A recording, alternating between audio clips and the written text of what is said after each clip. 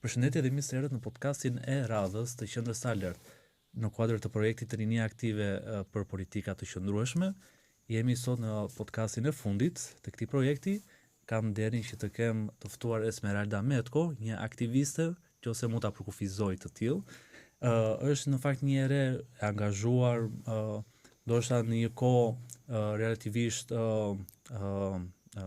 të shkurtër në krahasim me moshën që ka, por ama mund të them që eksperjenca, përvoja, angazhimi, vullnetarizmi dhe kontributi që ajo ka dhënë në shoqëri është vërtet një rast për të marrë shembull.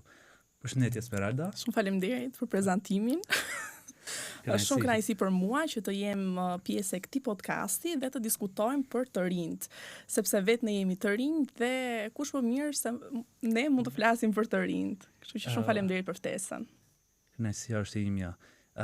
Atëherë këtu në fakt në këtë podcast kemi diskutuar në perspektiva të ndryshme ligjin për rinin. E kemi trajtuar në këndvështrime lokale, kombëtare, ndërkombëtare, institucionale, private, organizatë sektori i shoqërisë civile, por që të kem një trajtim, një perspektivë ligjore, edhe pse audienca në fakt është e gjithanshme si nga ana e moshës edhe nga ana e formimit, backgroundit, do ishte besoj për interes që për të kuptuar, për të marrë informacion më sakt, se kemi disa baza ligjore, kemi disa mjete, instrumente ligjore që e rregullojnë të gjithë të strukturë që ne bëjmë pjesë, të rinjt që po na shikojnë, të rinjt të tjerë të angazhuar, ata që dëshirojnë të angazhohen, po ashtu bëjnë pjesë. Ligji për rinin ka postuar ndryshime, është modifikuar si në frym të procesit të integrimit, por edhe të politikave që ka për qëllim qeveria, administrata publike, pra i gjithë mekanizmi publik për të ndjekur, ka marrë disa iniciativa, ka krijuar disa ndryshime, të cilat do përbën interes për ta të rinj. Kështu që po të lë mikrofonin, po të lë hapësirën për t'i trajtuar në kuptimin që si të rinj që do na dëgjojnë, çfarë janë këto mundësitë, si të përfitojnë, si të angazhohen, edhe çfarë të presin. Okej, pyetja në fakt është shumë e drejtë sepse nga ligji fillon çdo gjë. Pra ne mund ta trajtojmë çështjen e të rinjve duke qenë se është një çështje që futet në shumë struktura shoqërore dhe ti mund ta trajtosh çështjen e të rinjve në shumë dimensione dhe në shumë aspekte.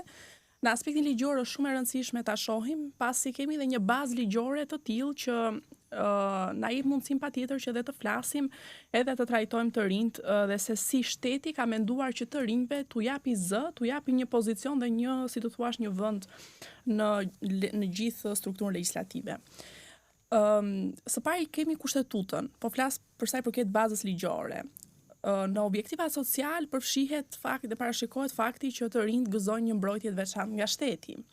Pastaj kemi ligjet bazë për rinin, siç është ligji për rinin, i cili ka pësuar ndryshime, siç e përmend edhe ti, po ashtu një ligj që i prek të rinjt është edhe ligji për vullnetarizmin, i cili përsëri është një ligj i cili ligji i ri ka shfuqizuar ligjin e mëparshëm dhe tashmë kemi një ligj të ri për vullnetarizmin.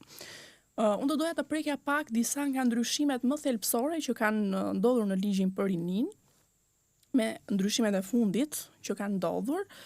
E para njëherë është ato që mendojnë se janë ndryshime më thelbësore ose parashikime më thelbësore në këtë ligj të ri, është parashikimi i ekzistencës së grupeve jo formale. Është një hap shumë i rëndësishëm sepse zhvesh nga burokracia dhe nga formaliteti i mënyrës se si të rinjt mund të organizohen. Pra nuk është e thënë që të kemi thjesht organizata rinore dhe organizata për të rinjt, por mund të kemi dhe grupe jo formale të përbëra nga disa të rinj, të cilët veprojnë në zhvillim dhe në të mirë të komunitetit.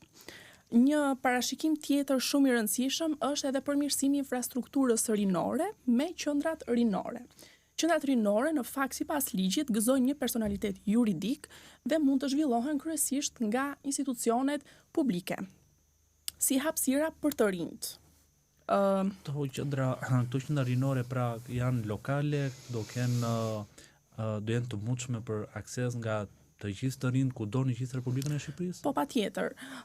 Siç e atëherë mënyra si e parashikon ligji është që këto gëzojnë personalitet juridik dhe mund të krijohen për shembull nga bashkitë. Në qoftë se e zëm bashkia në një bashki X në territorin e saj e zëm ka një pronësinë e vet. Një pronë të paluajtshme në pronësinë e vet. Atëherë ajo mund ta kthejë këtë në një qendër rinore që do të thotë në një hapësirë e cila do t'i lejojë të rinjt për të zhvilluar aktivitetet e tyre dhe për të zhvilluar projektet e tyre. E thënë me fjalë më të thjeshta. Nga ana tjetër, një parashikim tjetër shumë i rëndësishëm në ndryshimet e fundit të ligjit për rinin është edhe parashikimi i punojësit rinor. Më përpara ne nuk e kishim të parashikuar punojësi rinor, kishim të parashikuar për shembull punën rinore, por punojësi rinor jo, sepse kush do ta bëj punën rinore? Punojësi rinor. Njohja e statusit të punojësit rinor është shumë e rëndësishme sepse sot kemi shumë të rinj dhe shumë persona të cilët bëjnë punë për të rinjt, punojnë me të rinjt, bëjnë aktivitete të cilat përkufizohen te koncepti i punës rinore dhe njohja e statusit të punojësit rinor është shumë e rëndësishme. Ajo që kam e pikpyetje unë nga ky ligj në lidhje me punojësin rinor është se sa do të njihet si eksperiencë puna e punojësit rinor. Domethënë, sepse më rezulton pak e paqartë nga mënyra se si është formuluar në ligj. Ndryshimet të tjera të cilat kanë ndodhur në kuptimin e modifikimeve që ka pësuar ligji, pra këto ishin të rejat. Po themi edhe një gjë e re tjetër që është ashtu edhe parashikimi i programeve kombëtare të praktikave të punës, kanë qenë mbase si programe, por janë parashikuar dhe në ligj, si një element që mendoj që do ta pasuroj gamën e mundësive dhe nxitjeve që mund të kenë të rinjt për sa i përket angazhimit të tyre në tregun e punës. Për sa i përket modifikimeve që kanë ndodhur disa modifikime për shembull në formulimin e kompetencave të institucioneve. Jo se kanë ndodhur ndryshime thelbësore këtu, por ka në varësi, domethënë në përputhje edhe me këto elementet e reja të cilat janë shtuar në ligj, si grupet jo formale, qendrat rinore të tjerë, është bërë dhe harmonizimi i kompetencave me këto parashikime të reja. Një tjetër element që është modifikuar për shembull edhe përbërja e këshillave kombëtar rinor dhe përbërja e këshillave vendor rinor. Gjithashtu në lidhje pikërisht me këto dy institucione që dy hallka, dy mekanizma që përmende, Këshillin Rinor Vendor edhe Këshillin Kombëtar Rinor. Ndoshta këto janë pak terma që kur i dëgjon për të parë një njerëz ose dhe dikush që mund të jetë i angazhuar, sepse bën shumë mekanizma. Pra kemi në nivele të ndryshme, kemi mekanizma të ndryshëm. Pra ku qëndron diferenca? Po shkurt, më thënë në mënyrë të përmbledhur, që të di që po dëgjoj këtë institucion ose këtë mekanizëm, si mund të më shërbej, si mund të më ndihmoj. Po.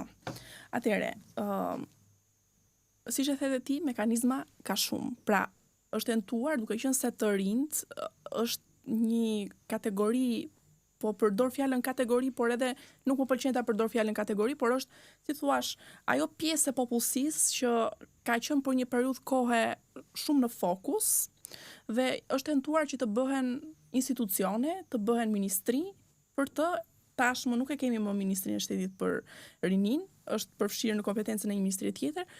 Janë krijuar agjenci, janë krijuar drejtori, janë krijuar edhe këto këshillat. Këshillat janë organe këshillimore, që këshilli dhe diferenca është e para në nivelin e veprimit. Këshilli vendor, po e fillojmë nga Këshilli Kombëtar i Rinisë. Këshilli Kombëtar i Rinisë vepron në nivel qendror. Pra është organ këshillimor pranë ministrit. Edhe ndoshta edhe për të ardhur sa më afër audiencës me nivel qendror, çfarë kuptojmë? Niveli qendror janë aparati qendror i institucioneve. Për shembull, ministria është një institucion që vepron në nivel qendror. Në nivel vendor janë njësitë e vetëqeverisjes vendore, qarku, bashkia. Në nivel vendor, Këshilli Vendor i Rinisë është organ këshillimor i kryetarit të bashkisë, si organi ekzekutiv i bashkisë. Ndërsa organi vendimarrës në nivel vendor është Këshilli Bashkiak. Pra, e para për nga niveli ku veprojnë, Këshilli Kombëtar i Rinisë vepron në nivel qendror, pra organ këshillimor pranë ministrit përgjegjës për Rininë, ndërsa Këshilli Vendor i Rinisë organ këshillimor pranë kryetarit të bashkisë.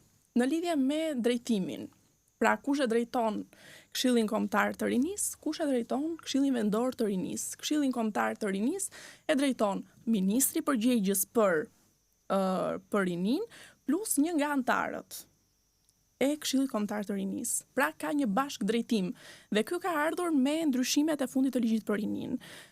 Këshilli Vendor të Rinisë e bashk drejton kryetari i bashkisë dhe një nga antarët e Këshillit Vendor të Rinisë. Ka ndryshime në përbërje. Përbërja e Këshillit Kombëtar të Rinisë është 18 antar, ndërsa përbërja e Këshillit Vendor të Rinisë është në varësi të numrit të antarëve të Këshillit Bashkiak, me ndryshimet e fundit që kanë ndodhur në ligjin për rinin. Për sa i përket funksioneve, dhe këtu kanë, si thua, ndryshime për sa i përket nivelit edhe ku veprojnë, por për analogji unë do t'i quaja funksione deri diku të njëjta, pra e vetmja diferencë është se njëri do veproj në një nivel më makro, tjetri në një nivel më mikro.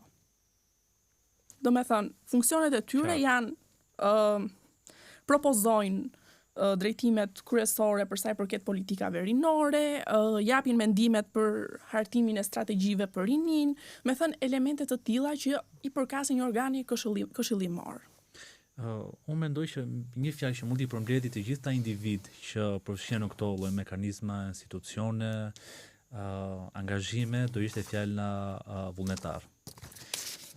Një ligj tjetër që si the mund të shkoj krah më krah me ligjin për rinin është ligji për vullnetarizmin.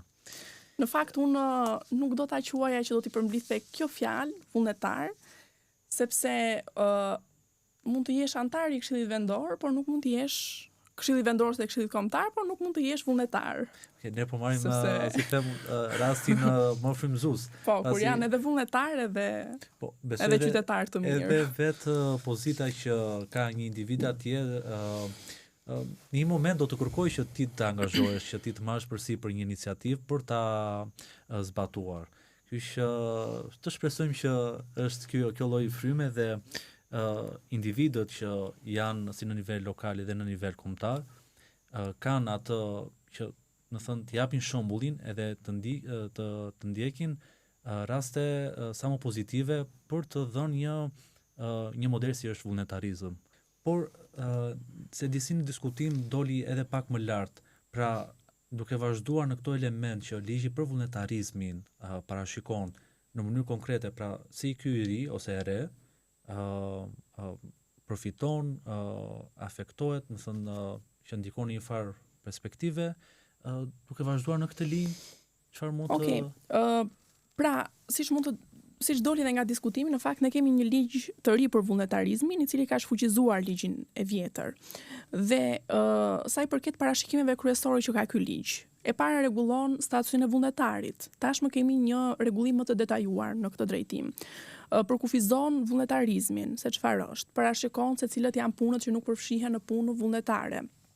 Parashikon të drejtat e detyrimet që ka një ofrues i vullnetarizmit dhe një përfitues i vullnetarizmit. Parashikon kontratën e vullnetarizmit. Pra, çfarë është kontrata e vullnetarizmit? Duhet të lidhet në formë të shkruar mes ofruesit të vullnetarizmit dhe përfituesit të vullnetarizmit. Parashikon të drejtat e detyrimet që duhet të përfshihen mes palëve, parashikon objektin e kontratës që duhet të jetë përshkrimi i punës së vullnetarizmit që do të kryhet aty.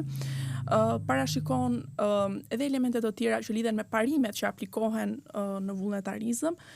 Një element tjetër i rëndësishëm është certifikata e vullnetarizmit dhe libreza e vullnetarizmit, të cilat janë dokumente që dokumentojnë punën e vullnetarit, dhe shumë e rëndësishme është organi monitorues i gjithë këtij procesi, që do të jetë inspektorati i punës, i cili duhet të inspektojë, si të thuash, gjithë mënyrën se si lidhen kontratat e vullnetarizmit, kushtet e punës, sa respektohet ky ligj, sa njihet ky ligj nga ofruesët e vullnetarizmit, shumë e rëndësishme.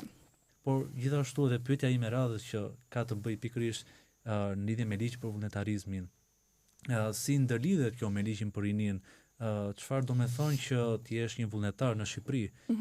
Çfarë të mirash ka që ti jesh një vullnetar, por të gjithashtu për të rinj që në një moment mund të angazhohen si një vullnetar, çfarë duhet të kenë kujdes ata nga ana ligjore që të njihet pikërisht të mirat që ka një vullnetar. Okej, ne kemi pasur në fakt një ligj për vullnetarizmin, i cili është fuqizuar me ligjin e fundit që është miratuar për vullnetarizmin. Dhe në ndryshim nga ligji për rinin që ka hapësuar ndryshime, pra për sa i përket tipologjisë së ligjit, për ata që janë jurist e kuptojnë më mirë, ligji për vullnetarizmin, ligji i ri i vullnetarizmit është një ligj fuqizues, që do thotë kemi një ligj të ri për vullnetarizmin. Dhe ka parashikuar dhe ka rregulluar, si të thuash, vullnetarët, statusin e vullnetarit dhe vullnetarizmin si proces që një vullnetar duhet të kryej.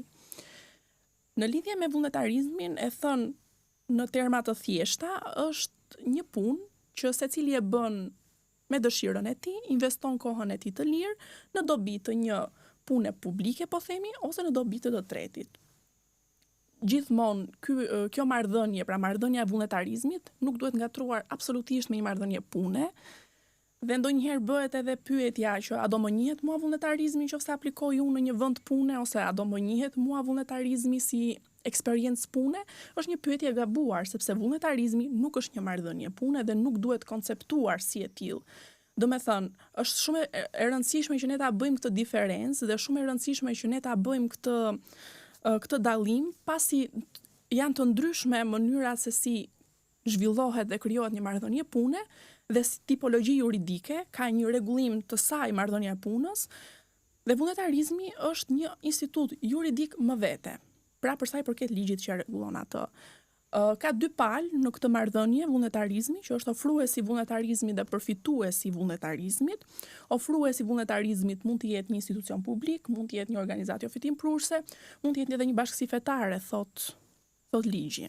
Por kurse si ne nuk mund ta konceptojmë vullnetarizmi si një aktivitet që kryhet me qëllime politike ose me qëllime fetare, pra nuk duhet ta konceptojmë në këtë mënyrë, por duhet ta konceptojmë si një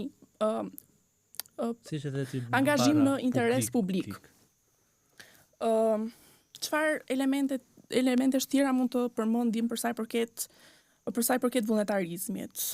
Përmendim që me ligjin e ri të vullnetarizmit është bërë një kategorizim i vullnetarizmit. Pra mund të kemi një vullnetarizëm afat gjatë ose një vullnetarizëm afat shkurtër. Në varësi të kohës që vullnetari i dedikon vullnetarizmit. Me ligjin e ri, në ndryshim nga ligji vjetër që është fuqizuar tashmë, është bërë edhe një zgjerim i punëve që nuk do të quhen, do me thënë nuk do të hynë në kategorinë e punëve vullnetare. Për shembull, dhurimi i gjakut nuk do të quhet punë vullnetare. Më para konsideroj? Jo, nuk konsideroj. Po e marr si një nga. Ose nëse edhe ndoshta në një vend tjetër të Bashkimit Evropian për shembull mos konsiderohet? Dhurimi i gjakut? Po. Nuk e di, nuk e kam. Se kam në fakt është për të mirës publike, por në fakt ajo është një e mirë me thënë drejtën që shpëton jetë në mënyrë të drejtë për drejtë. Po, por unë mendoj që qëllimi i ligjvënësit, pra si në ligjin e kaluar dhe në ligjin aktual, dhe mendoj që kanë bërë shumë mirë që nuk e kanë përfshirë në kuadër të punës vullnetare, është sepse është më shumë se sa një akt solidariteti, është edhe një akt human dhe është shumë e rëndësishme që ne mos të na imponohet si punë ose mos na imponohet si një detyrim që ne duhet ta bëjmë këtë që të na quhet vullnetarizëm. Pra edhe duhet i ndajmë pak gjërat. Jo çdo gjë vullnetare është një gjë e cila duhet parë në prizmin e këtyre veprimeve. Ndoshta po të bëj pak avokatin e djallit, ndoshta mund të duket edhe si një iniciativë. Pra në momentin që për shembull një mirë ose një angazhim kaq ndoshta deri diku dhe vetmohues të ketë një farë iniciative që ti ligji do të japi ty 1, 2, 3 të mira. Pra, mund ta shkojmë edhe na kjo që nëse kjo ndoshta pastaj ngelet një diskutim pak filozofik, pak publik, institucional, ligjor, shumë. Është një diskutim, nëse është një diskutim shumë konfuzues. Por të qëndrojmë tek ato që ka ligji. Por që të qëndrojmë tek ato që ka ligji. Pra, ka një kategori për shembull punë të shtëpisë, nuk mund të konsiderohen punë vullnetare, ti mund të bësh punë shtëpie nga mëngjesi deri në darkë, por nuk po quhet se po bën vullnetarizëm. E mira do ishte të quhesh. Si të mos besoj për atë realitetin e të rinjve që bashkë jetojnë me tjetrin në jetën studentore dhe po që për te shakave, pra janë një kategori veprimtarisht që nuk përfshihen në kuadrin e punëve vullnetare dhe me të drejtë për të bërë një ndarje të angazhimit që ti ke në dobi të publikut, në dobi të interesit publik, në dobi të komunitetit dhe diferenca mes asaj që ne kemi më personale, pra e kemi në prizmin më personal, më human, ndaj thash që dhe dhurimi i gjakut, për shembull dhe bërja punëve të shtëpisë, të gjitha kemi më personale. Fakti se unë bëj punë shtëpie nuk do të thotë se po kontriboj për komunitetin, do të thënë ta shohim drejt situatën. Unë nëse më lejon të pyes, atëre këto fushat përcaktohen në ligj apo është si një farë e drejtë dhe detyrimi i subjektit që do ofroj kontratën për vullnetarizëm, që do vendosi ai çfarë quhet edhe jo. Po, më thon. Jo, këto janë të parashikuara në ligj. Pra ne kemi një nen të posaçëm në ligjin për vullnetarizmin që parashikon se cilat janë punët që nuk përfshihen në kategorinë e punëve vullnetare, po e quajmë. Një njeri shumë mirë kontrollon ligjin edhe patjetër. Ligji është i hapur për të gjithë dhe unë gjithmonë edhe ata që nuk janë juristë dhe ata që nuk kanë informacion minimal juridik, i orientoj që ta lexojnë ligjin. E para njëherë të kuptojnë se çfarë parashikon ligji, se ndoshta kur ti drejtohesh një personi të caktuar të thot ato që ai di dhe ato që ai i konsideron të rëndësishme, por ligji ka shumë e shumë parashikime të tjera që ty mund të interesojnë. Për shembull, çfarë ka sjellë risi ligji i ri për vullnetarizmin është dhe parimi i njohjes së vullnetarizmit. Nëse më përpara nuk njihej vullnetarizmi, pra ishte një ligj formal, sonte të njihet vullnetarizmi. Jo si eksperiencë pune, sepse është fjalia më e gabuar që ne mund të përdorim, por të njihet si eksperiencë angazhimi, e thën më qartë për njerëzit. Pra, të njihet si një angazhim që ti e ke kryer dhe ti të pajisesh me një certifikat që vërteton që ti e ke kryer këtë vullnetarizmin, pra ofruesit që parashikon ligji, do të pajisesh me një librez vullnetari, e cila plotësohet, është online, mos gaboj, dhe është me vulë elektronike. Kështu që ka disa mekanizma që ka parashikuar ligji që ty të pajisi me dokumentacionin e nevojshëm që ti të quhet angazhimi që ti ke bërë. Dhe fatkeqësisht ne kemi sot shumë të rinj që kanë bërë punë vullnetare pafund. Do me thënë punë vullnetare të pastër, angazhim në komunitet, qoftë në për aksionet e pastrimit, që nuk i përmend njeri, dhe nuk u ka dhënë njeri një certifikat ose do thuash ti rëndësi ka certifikata, rëndësi ka, po dokumentacioni është shumë i rëndësishëm sepse ti, nëse do duash ta tregosh që e ke bërë këtë eksperiencë, edhe e ke kaluar këtë gjë, duhet ta dokumentosh. Pra dokumenti është shumë i rëndësishëm, nga ana juridike është patjetër shumë i rëndësishëm. Po deri në momentin që ti je vullnetar, pra ti je duke ushtruar këtë veprimtari, çfarë të drejtash ka ky person në këto momente? Një vullnetar, patjetër vullnetari që në momentin e nënshkrimit të kontratës, pra, duhet të ndajmë dy gjëra. Duke qenë se ligji ka parashikuar kategorizimin e vullnetarizmit në dy kategori, vullnetarizëm afat gjatë dhe afat shkurtër, jep një hapësirë ligji këtu që për vullnetarizmin afat gjatë gjithmonë duhet të kemi një kontratë të nënshkruar, ndërsa për vullnetarizmin afat shkurtër mundet edhe një deklarat të mjaftoj që të vërtetoj që ti ke kryer vullnetarizmin. Por gjithmonë në fillim dhe ka parashikuar disa nene në fakt që rregullojnë të drejtat e detyrimet e këtyre palëve në këtë marrëdhënie. Pra, qoftë ofruesit, qoftë përfituesit të vullnetarizmit. Dhe në vija të përgjithshme mund të themi që të drejtat e vullnetarit janë të njihet me kushtet e punës, pra me kushtet e procesit të punës që do të bëj, pra ku konsiston vullnetarizmi i tij, të ketë një përshkrim të saktë, të detajuar, të qartë. Ka të drejtë të mos shfrytëzohet në këtë angazhim që ai do të bëj. Mund të themi që është shumë e rëndësishme të kuptojmë që qenia vullnetar jo domosdoshmërisht duhet të përdoret, pra fakti që kemi këtë ligj, nuk duhet të lejohen abuzime të tipit që të ndryshohet, pra të abuzohet me marrëdhëniet e punës. Ndoshta në këtë moment që është pak delikat, çfarë mund të jepi një këshill për të rinj që së shpejti do ndodhe në këto lloj kushtesh, pra në një kontratë për të nënshkruar një marrëdhënie vullnetare, si të dallojnë ata që mund të jenë përballë në fakt një shfrytëzimi, edhe çfarë duhet të kjo shihet tek kjo shihet drejt për së drejti mendoj tek e para natyra e punës që kanë rënë dakord dhe natyra e punës që realisht kryejnë. Do me thënë, po përdor termin punë, por gjithmonë e vë në duke dhe në theksim që është angazhimi. Do me thënë, jo punë në kuptimin që ti e futur në punë aty dhe po kryen një marrëdhënie pune.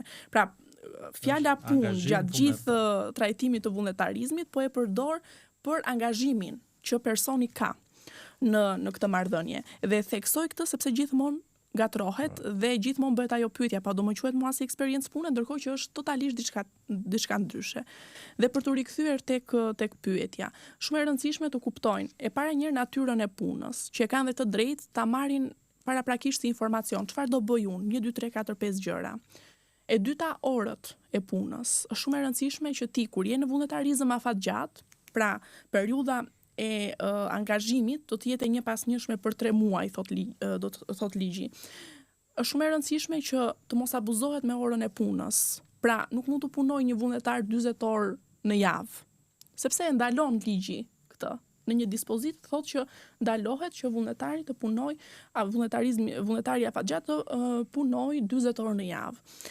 E dyta është tek ngarkesa e punës që ngarkohet mbi këtë vullnetar. Pra ka shumë elemente të cilat patjetër merren në konsiderat për të parë që shiko tani unë po bëj punën si vullnetar, pra a është realisht e përputhshme ajo që unë kam nënshkruar me atë që unë kryej, se duhet kemi parasysh që jetojmë në një vend ku nuk kemi shumë larg abuzimeve, do me thënë. Nuk e kemi kulturën e të mos abuzuarit, por gjithmonë nisemi me skenare se si ta abuzojnë. Një rast shumë konkret, sepse shikoj edhe siç duhet në fakt një shoqëri që të ndihmoj persona që për arsye fizike, biologjike e të tjera, normalisht që kanë disa kushtëzime në jetesën e tyre të përditshme. Edhe absolutisht është një prioritet si shtetëror, si i BE-s, por edhe më gjerë që të zhvilloj projekte për të ndihmuar këtë pjesë të shoqërisë. Në momentin që kur kemi vullnetarë që angazhohen në bazë të një projekti ose të diçkaje, sepse këtu është në fakt, më përmarr një rast hipotetik, por na janë ti do vërtet që për një kauzë, sidomos edhe kaq sensitive, ti të përfshihesh të japësh pjesën tënde të kontributit, por nga ana tjetër mos të futemi në një vorbull që jemi duke bërë dhe punën e një eksperti në fakt që mund të jetë kontraktuar për një X shërbim. Pra, në këtë rast kur ti je vërtet i përfshirë emocionalisht ose edhe jo, por ama është e tillë fusha që ti si të bëhet ndarja mes. Po, do të thonë që ti thjesht i kujdesshëm. Është çdo gjë tek individi dhe te sa aftësi, dhe është vërtet sa aftësi ka çdo kush të vendos limitet e tij dhe kufit e tij në punë, në çdo lloj pune që kryen, qoftë punë vullnetare, qoftë punë me kontratë, qoftë punë eksperti e të tjera. Shumë e rëndësishme që ne të qasemi ndaj njerëzve me kushtet tona. Pra ndaj një ofruesi vullnetarizmi, meqense po flasim për vullnetarizmin, por qoftë edhe ndaj një punëdhënësi, është shumë e rëndësishme që ne të qasemi me kushtet tona. Pra themi, unë do punoj kaq orë në ditë, unë do angazhohem për 1 2 3 4 5 punë, sepse unë për këto paguhem, nuk mund të bëj dhe 100 punë të tjera ekstra. Teknikisht jo paguhem, por që do marr një farë, do gëzoj në rastet po themi për shembull të një marrëdhënie pune. Në rastet e vullnetarizmit, për shembull, se vullnetarizmi normalisht është një marrëdhënie e cila nuk paguhet. Pra është ndoshta e rëndësishme për të theksuar. Është shumë e rëndësishme për të theksuar, sepse nuk është një punë që bëhet pa lek. Domethënë, ti angazhohesh vullnetarisht, do thotë angazhohesh pro bono, e thon në gjuhë më profesionale, ose angazhohesh pa lek, e thënë në gjuhë më të thjeshtë. Pra, vullnetarizmi, siç e tham, është një punë që ti e kryen në interes publik. Dhe normalisht ti nisesh nga ndjenja e solidaritetit, nisesh nga ndjesitë e mira që ti ke për t'u bërë një qytetar i mirë. Tek marrëdhënia e punës, do me thënë meqense po flisnim si t'i vëm limitet dhe përfshiva këtë, por edhe në rastin e vullnetarit, përderisa unë kam nënshkruar një kontratë, ku më është përshkruar një detyrë, nuk mund të dalë kundër këtyre detyrave. Edhe pse në praktikë është e vështirë, në varësi dhe të raportit që ti krijon me aty ku shkon, se mund të krijosh një raport më shumë njerëzor se sa profesional dhe ndonjëherë detyrohesh dhe për njerëzoren që të bësh dhe punë ekstra. Është ndryshe kur vendos raporte shumë profesionale, do me thënë shumë profesionale, ke më të lehtë për të vendosur kufit.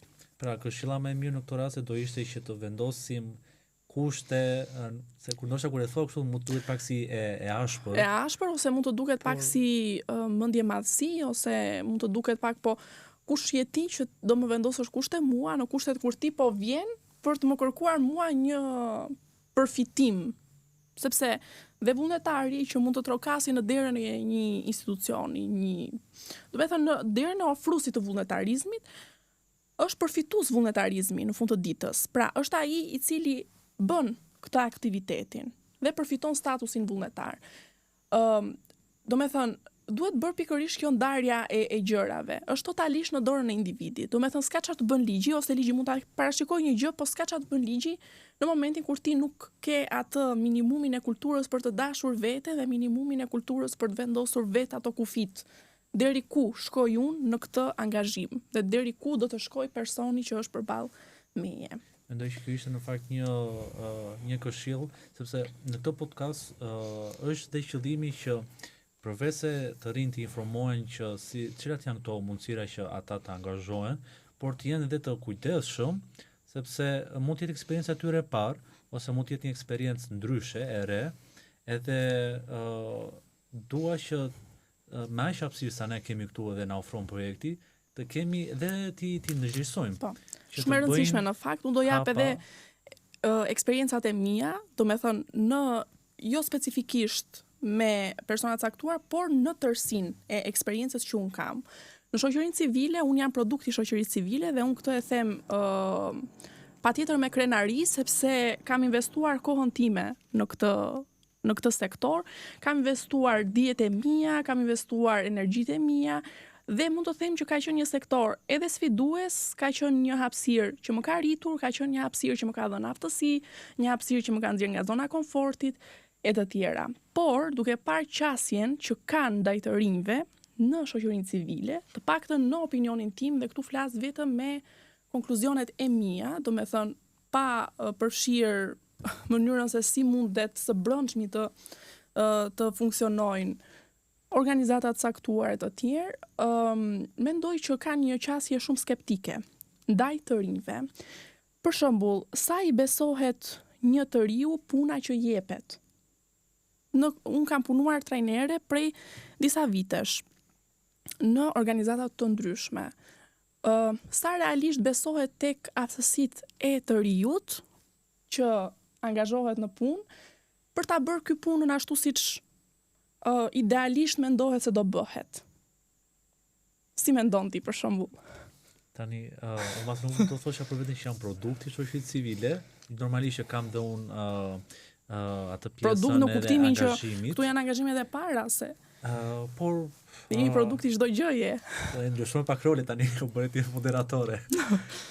Po mendoj që po deri diku ndihet perceptimi skeptik, por mendoj që ndoshta unë të paktën kështu e kam bërë, që e kam kthyer në sfidë për veten time, ti provoj palës tjetër që unë jam i aftë për ta bërë këtë gjë. Shiko, ajo është një gjë që na është kthyer të gjithëve, do me thënë në sfidë të vetes për ta provuar që ne e bëjmë dhe duhet të flasi produkti për ne dhe jo eksperienca që ne mund të kemi. Për shembull, një CV që ne si të rinj të angazhuar mund të kemi, mund të jetë një CV më e gjerë se sa një personi që mund të jetë vite më i madh ne në moshë dhe kur vjen puna nuk e ka atë lloj eksperience. Kjo për shumë faktor. E para për faktorin mundësi, që dhe për faktorin kohë. Pra jetojmë në kohë të ndryshme, me brezat që kanë këtë skepticizëm për ne. Pra, jetojmë në kohë të ndryshme, nuk jetojmë në kohët kur kishe vetëm një mundësi dhe kishe vetëm një drejtim dhe ti du të bëje një shkollim dhe do ishe vetëm në një fush. Kemi mundësi për të eksploruar. Dhe sa mirë që kemi të rinj që eksplorojnë, sa mirë që kemi të rinj që kanë shumë trajnime, sa mirë që kemi të rinj që flasin, sa mirë që kemi të rinj që janë të angazhuar, sa mirë që kemi të rinj vullnetar, sa mirë që kemi të rinj me dëshira. Dhe ne nuk mund të shkojmë tani me idenë që këtyre të rinjve ti mbyllim. Ti fusim në një guas dhe të themi që ti shiko se është kjo puna, por që ti ta bësh të punën, aj se po vi unë tani të mbikëqyr ty. Do me thënë të fut hundët, le themi, në punën tënde. Kështu që është pak, nuk qëndron, do me thënë. Kjo është qik pak dhe konsideruar si sfid, ose si një, se ndoshta problem mund tjetë pak fjale madhe. Por është diçka që në një moment ose një tjetër kam frikë që nuk po them të gjithë, po pjesa më e madhe do përballen. Patjetër. Kështu që do thuash ti vetë ata që janë skeptik sot janë përballur me shumë probleme, por çfarë kemi ne që të përjetojmë këto lloj traumash? Kjo ndoshta pastaj është ai cikli vicioz, rreth i vicioz që ndjek nga një moment tjetër. Mund të duken kështu fjalë të mëdha, por realisht është një gjë që ekziston dhe mendoj që shumë të rinj e shohin këtë dhe te vetja e tyre. Dikush ka kurajo të flasi, dikush nuk ka kurajo të flasi, por gjithmonë unë e kam parë, do me thënë që ka një lloj skepticizmi për të rinjt. Është skepticizmi që të rinjt nuk lexojnë, të rinjt nuk punojnë, të rinjt nuk mendojnë, do me thënë e shohin këtë çështjen e të rinjve shumë në mënyrë sipërfaqësore, pa analizuar fare rrethanat, kohën në të cilën ndodhemi, po vështirësitë me të cilat përballen të rinjt. Pra ka shumë elemente. Po, mendoj që kjo është në fakt një pikë, sepse ndoshta vlen edhe ky moment sinqeriteti për ta theksuar që është e pashmangshme që në një moment ose një tjetër në mos me këtë problem, me këtë sfidë, do haseni, do ndesheni me një problem nga ky subjekt, nga kjo organizat ose institucion që ju ka angazhuar si vullnetar. Normalisht që si që diskutuam edhe këtu, gjë më mirë është së pari për të vendosur kushtet, për të vendosur ato limitet tona që unë deri këtu eci. Edhe dyta pastaj mendoj që është dhe informimi që neve vetë si individ, secili nga neve, duhet që të përgatitet. Pra, unë e di që unë po eci do marr të hap, atëre është për të mirën time që unë të kem një informacion të paktën bazik për të mbrojtur në rasti më të keq, por edhe për të ditur çfarë të kërkoj nga pala tjetër. Ndoshta tani nga një qasje në terren dhe praktike, do shkoj në një pak filozofike, enigmatike, ka shumë gjëra brenda. Do shkoj në një qasje më institucionale. Po. Si e ke parë ti në këtë angazhimin tënd,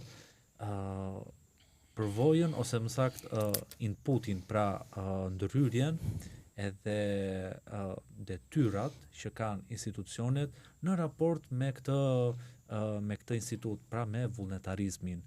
Si qëndron angazhimi i institucioneve për të monitoruar, mbështetur, menaxhuar, kontrolluar, pra çdo etap që mund të... Okej, tani unë nga konstatimi, do me thënë, se vlen të përmendet këtu që unë kam pasur mundësinë për të eksploruar në shumë vende. Nuk kam qenë e lidhur me një vend, kam eksploruar në shumë vende dhe e kam parë në prizma të ndryshëm dhe në hapësira dhe ambiente të ndryshme. Ajo që unë mendoj për këtë pyetje është që është akoma herët për të dalë në një konkluzion se çfarë konkretisht kanë bërë institucionet për të mbështetur vullnetarizmin. Hapi i parë është që është miratuar ky ligji, që e njeh të paktën në bazë, në nivel parimor, le të themi e njeh vullnetarizmin si proces. E dyta do të jetë për të parë se sa do të zbatohet, sa do të kemi kontrata vullnetarizmi, këto librezat e vullnetarizmit, sa do na merren parasysh, këto certifikatat, këto gjëra, do me thënë, është shumë e rëndësishme në për ato përshkrimet e punës, edhe kjo është një gjë që dua ta prek. Në për përshkrimet e punës, për shembull nëse je duke kërkuar e zëm punën për jurist në një kompani ose në një institucion publik. Sa do të quhet, për shembull te kriteret e kualifikimit, të kesh qenë ose të kesh kryer punë vullnetare. Dhe Nëse do të jeti përfshirë ky në përshkrimet e punës, domosdoshmërisht lind detyrimi në thonjza për ata që kërkojnë këtë punën që të kryejnë vullnetarizëm, pra të marrin pjesë në për këto proceset e vullnetarizmit. Pra është edhe mënyra se si do bashkëpunoj privati me publikun. Është shumë e rëndësishme edhe mënyra se si do t'i qasen vetë të rinjt, por jo vetëm të rinjt, sepse vullnetar nuk mund të jenë vetëm të rinjt, por mund të jenë dhe persona të cilët nuk janë në moshën që ligji parashikon për të rinj. Pra janë mbi 29 vjeç.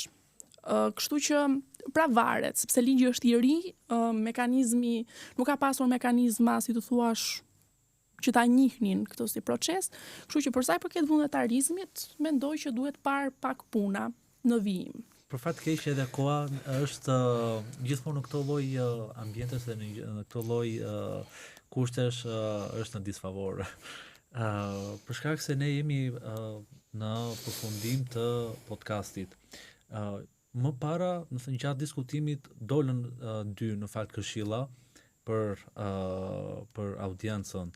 Por unë e kam gjithmonë traditë që e mbyll podcastin me një këshill, përvojë personale, filozofi, puna jote në terren, pra thonë gjithë atë gjë që ti e ndjen, si duhet këshilloje ti të rinj që pse duhet që të angazhohen si vullnetar, edhe çfarë është diçka që mund t'i nxjisi ose ti thua që shiko, vullnetarizmi do të çojë ty në këtë pikë, ose do të hapi ty këtë derë.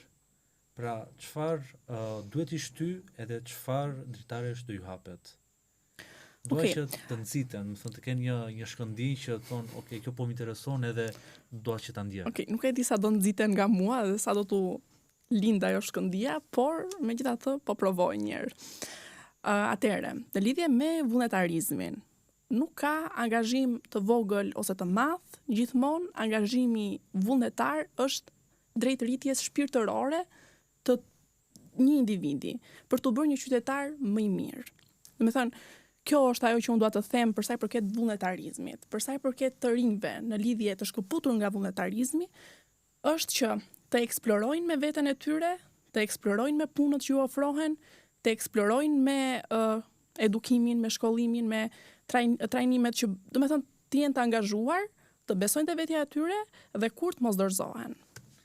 Ishte kënaqësi që të kisha Esmeralda, shumë faleminderit për perspektivën, për eksperiencën që ndave me ne, për këshillat praktike, edhe për diskutimet deri diku ndoshta filozofike që shpresoj të kemi patur sa më të kufizuara. Shumë faleminderit ty për ftesën, dhe shumë kënaqësi që të merja pjesë në këtë diskutim. Shpresoj shumë që të kemi qenë të qartë edhe të kemi dy informacione që të kemi thënë, po të kemi thënë të duhura, domethënë. Besoj që është arritur ky qëllim.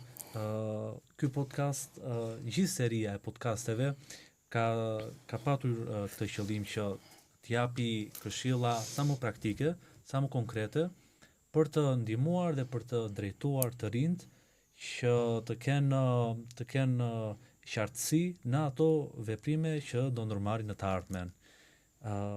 Të dashur shikues, ky është dhe podcasti i 6 i projektit. Neve vim në një fund të këtij seri podcastesh, por normalisht Qendra Alert do vazhdoj angazhimi me të rinjt edhe për të rinjt, me iniciativa dhe me projekte të reja. Kështu që ju faleminderit për ndjekjen, shpresoj që neve të kemi përçuar sa më shumë vlera, të kemi nxitur me shembuj konkret, edhe të kemi dhënë një vizion për të gjithë të rinjt në të gjitha qytetet, fshatrat, zonat, edhe të kemi ndihmuar sadopak për një qartësi në vendimarrjen tuaj. Neve gjendemi në gjitha rrjetet sociale, Instagram, Facebook, X, YouTube. Unë jam Kreditozaj, koordinator pranë Qendrës Alert dhe ju faleminderit për ndjekjen.